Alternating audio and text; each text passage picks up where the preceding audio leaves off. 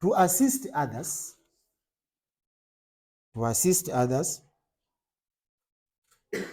with their disability. To assist others with their disability. So a peer counselor, it's an individual who actually, we said, have experience, knowledge, skills to assist others with disability. So anyone who is actually disabled is someone who is in a position whereby she or he does not understand himself. Are we together? Yes. So I'm not in a position to support myself. So I need someone to help me. So when you can help me, you are a peer counselor. And the reason why it's actually sounding peer, it's because despite all of us, we are at the same age group. We are high schoolers, but we can still counsel each other. So the word peer means you are a student like me, but you can counsel me. You can help me. You can enable me to come out from any disabilities that I'm going through. And just why the word peer, age group. Peer means age group. Are we together? Yes, these are the people of the same age. But now there are few that have been chosen to assist others. That's the meaning of the word peer counselors. That's the meaning of the word peer counselors. Now, so from there, we actually get to know these are the peer counselors, and they've been given a role from today. Imagine from today you are a leader, that madam will actually be getting information from you. Come on, what is happening in that class? And even before she asked, you are a mediator in between the students and the teachers. Are you getting the point? Yeah, madam, that class we are doing well, but I'm actually sensing a problem. So what's the problem? So and so is kind of not feeling well. Oh, so and so is kind of not mentally smart. So and so is kind of, emotionally not stable. So you are acting between the teachers and your fellow students. Yeah. So you are a peer counselor. Now, up to this particular point, we understand who is a peer counselor. Someone anakuja anakuuliza, hey, you were in the meeting. I saw you guys were in the meeting. What were you doing? And you tell this person, we were in the meeting of peer counselors. So what is peer counselor? Who are the peer counselors?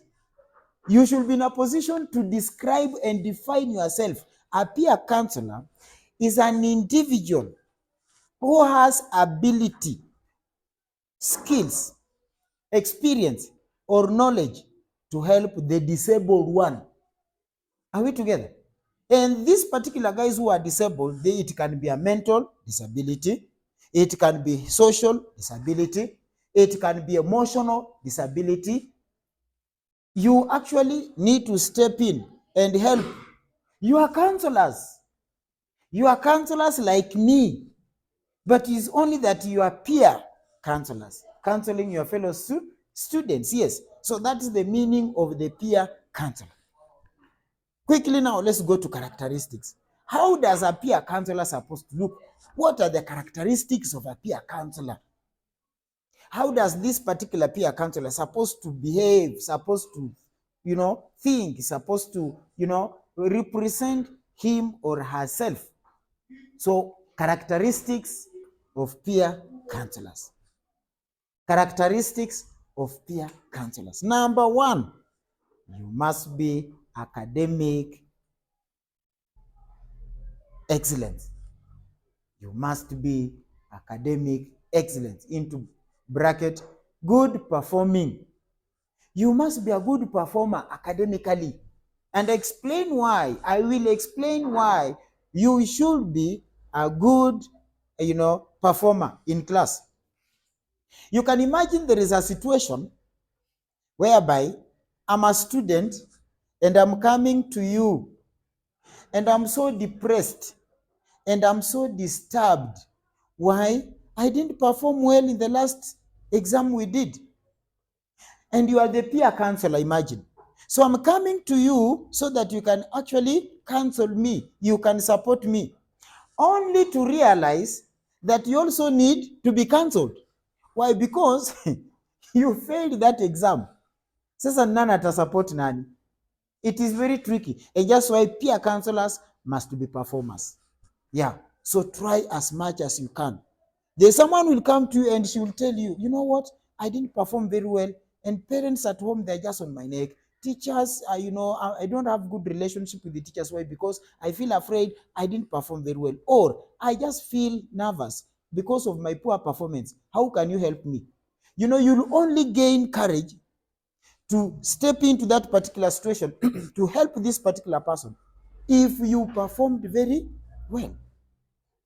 But now it also becomes a challenge to you to step in and help this person if you are also suffering from the same problem.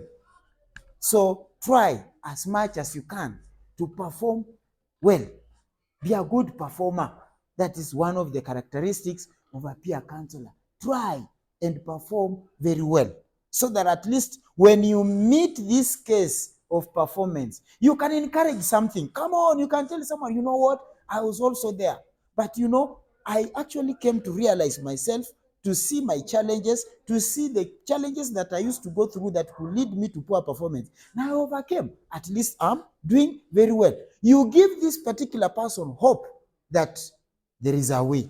It is only maybe for the last exam, but come the coming exam or even the exams in future, she or he will perform very well. So you must be a good performer. Number 2, you need to be disciplined.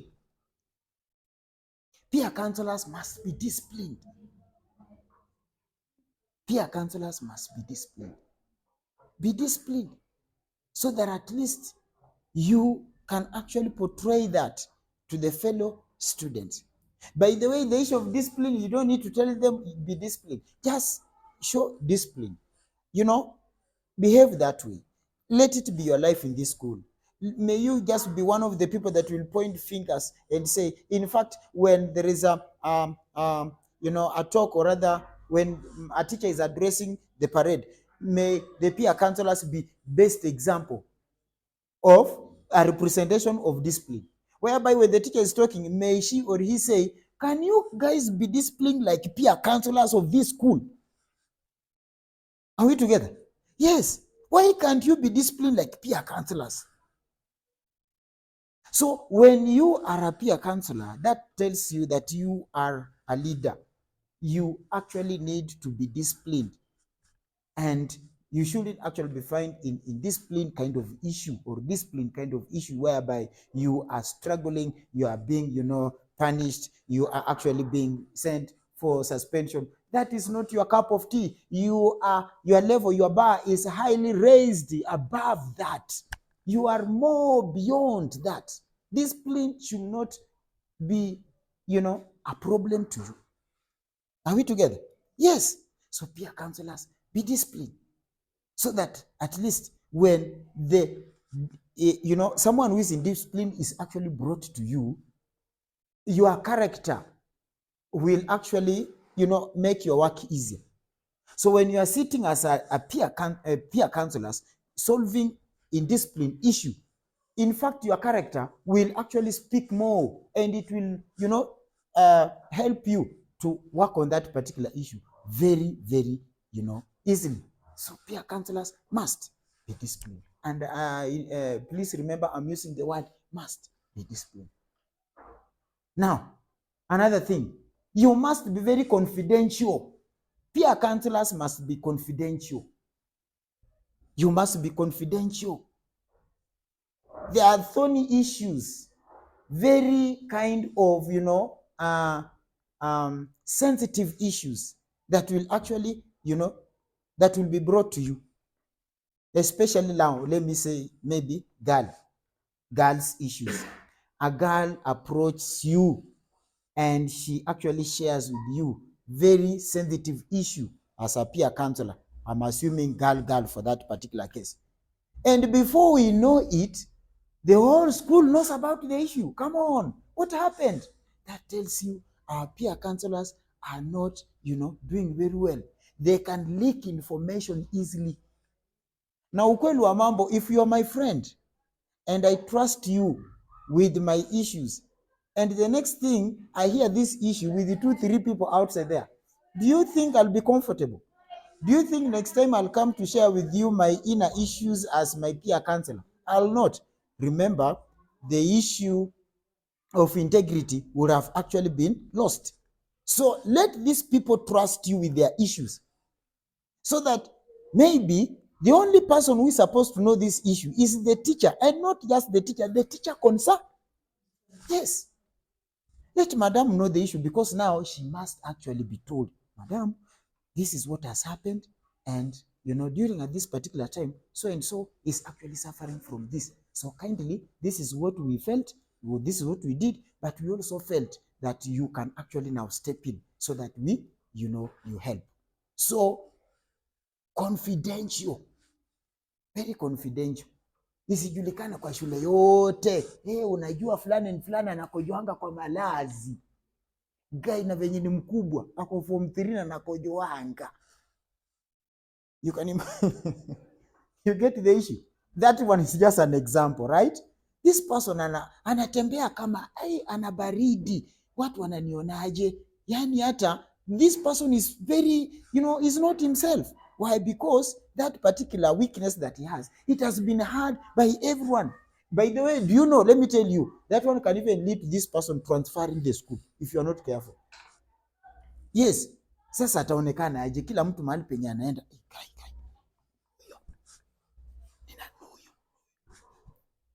The man feels, he feels out of the place. Eventually he loses friends. And before you know it, he suffers from what we call low self-esteem. Huyu jamaa anaambia wazazi mimi sitaki shule, na anaambia wazazi mkinilazimisha nitaacha shule.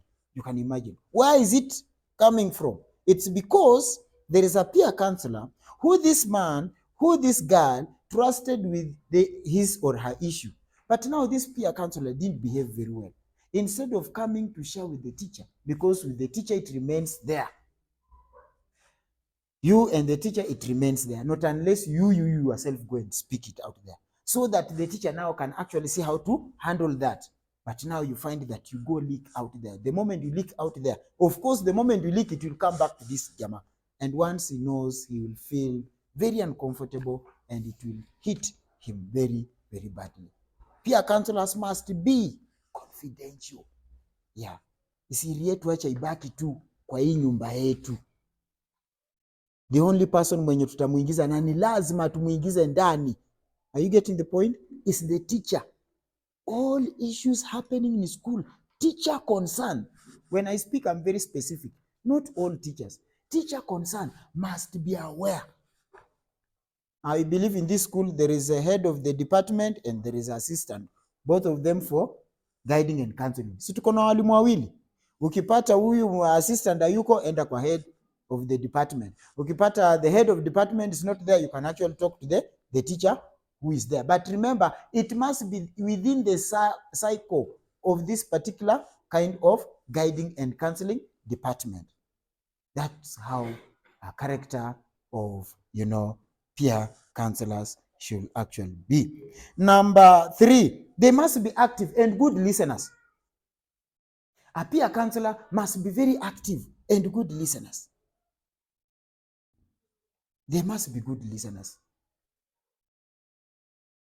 They must be good listeners. Yes, very active and good listeners. How do you feel when you are addressing someone and this particular person leaves everything na anakaa hivi na anakusikiza?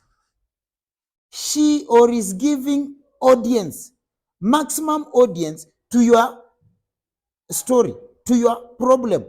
So if you are a kind of a peer counselor who can be a good listener, you attract more audience. But if you are not a good listener, many people will not be attracted to you. Why? Because they feel their grievances or their challenges are not, listened to, You don't give them your ear, and definitely they will seek help elsewhere, which is not good. So number 3 or 4 for that case, you must be active and good listener. Be a good listener. Give conducive atmosphere for listening, so that when this particular student is talking to you, he's actually trying to, pour out herself, pour out himself to you. May his, point land on a soft ground. May it land on a soft ground. Yani wacha kwetu, hey, so and so, we are very tight. And whenever I actually, meet him or I meet her, she is in a position to listen to me. And by the end of it all, I find my, problem is actually sorted. So peer counselors must actually be very, good listeners. Now, they must also be problem solvers. Peer counselors are problem solvers. They are problem solvers. They are problem solvers. They are problem solvers. Yeah, they are problem solvers. They must actually be problem solvers for this particular kind of course to be materialized. They also must be friendly. That is very important. You must be approachable, very friendly.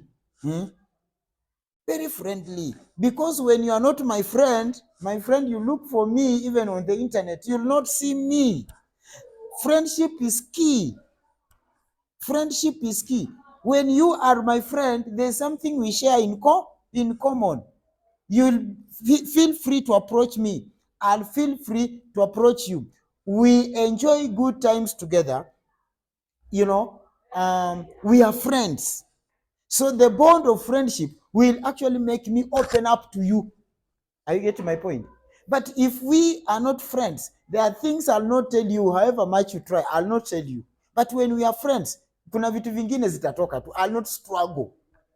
So peer counselors must be friendly. Friendship is important because it will attract the peers to the peer counselors. Are you getting that point? Yes. So friendship is a point of attraction. It will attract the peers to the peer counselors. Lakini kama a peer counselor is not actually friendly, the peers will run away. The peers will actually keep their problems. Their issues will not actually be, discussed by the counselors. And as a result, we would have lost the point. So the point remains, peer counselors must be friendly. Must be friendly on how they talk. They must actually use what we call the gentle kind of language. Be very gentle to your speech. Be very gentle as you talk to people, so that at least it shouldn't be, hey, this one is not approachable. But let it be, this one is very friendly. The way he talks, the way he, everything about it, the man is very accommodative. He's very approachable. He's very gentle, very friendly. You attract many peers. As a peer counselor, you'll attract many peers, and as a result, your work will be very easier. In fact, you'll enjoy doing it. You'll enjoy doing what a good thing that you are a leader and people are coming to you. Just, Bwana, this is what I'm going through. How do you go about this? This one is disturbing me. Kindly, I'm afraid to reach the teacher. Can you represent me? By the way, that's your main role. Can you go and represent me? So that by the end of it all, the teacher is aware what your peers are actually doing what? Going through. So be very friendly. Be very friendly. It's very, very much good. So those are one of the key areas that we can actually talk about and see. Now, we look at it and we see that all these particular kind of points are very important. They equip you. They keep you on course. They make you understand the position that you are supposed to be in. They also sensitizes you to actually get to know how you are supposed to carry yourself in school. Yes. Can I tell you something? Peer counselors must be smart. Physically smart. Yeah, we have to write that. Peer counselors must be smart. Be smart. Be very smart, one. Embrace hygiene. You shouldn't be one kind of a person. I remember when we were in high school, and by the way, our shirt was white as yours. And there's this particular guy, he was 24/7 in a sweater. 24/7 in a sweater, only to realize that there was a day the mathematics teacher gets in, and it was extremely hot. So the math teacher ordered us to remove the sweaters. My friend, it was hard for this man to remove his sweater, only to realize that this man didn't have a shirt. He just had the collar of the shirt imeshonewa kwa sweater. Sasa akivaa hivi, unaona sweater na unaona collar, unafikiria ni shirt. Na hiyo shirt, it couldn't be washed.